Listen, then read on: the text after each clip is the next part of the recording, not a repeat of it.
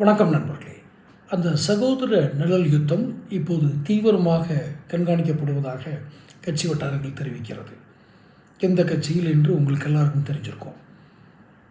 இதுவரைக்கும் channel subscribe பண்ணாதவங்க subscribe பண்ணிக்கோங்க.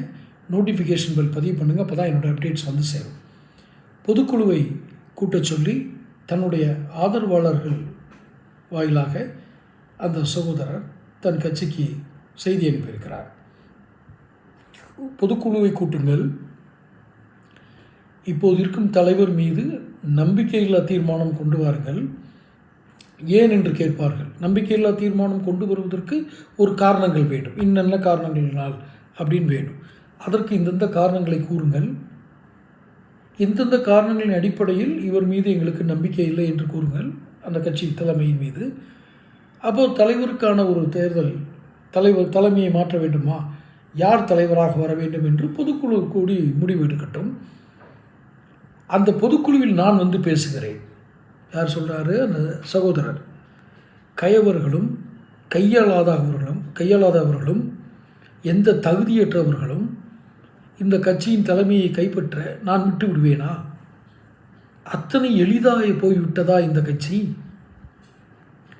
அப்படின்னு அந்த சகோதரர் ரொம்ப ஆக்ரோஷமாக இருக்கிறார். காரணம், மிக மிக ஒரு அலட்சிய மனப்பாங்கோடு நடத்திட்டாங்க சகோதரியை.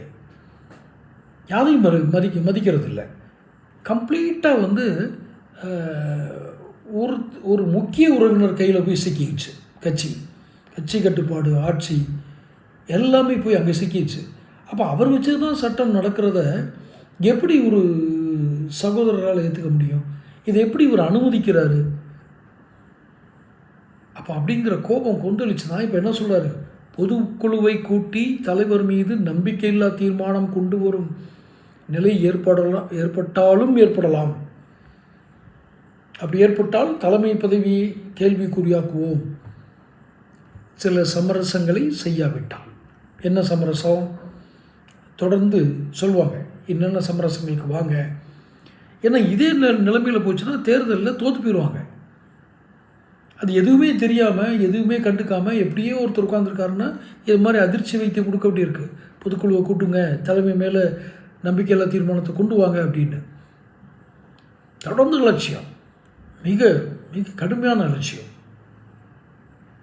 தப்புமா கட்சி? தேர்தல் நெருங்கும் சமயத்தில் இப்படி ஒரு நெருக்கடி வருவது அந்த கட்சிக்கு நல்லதல்ல.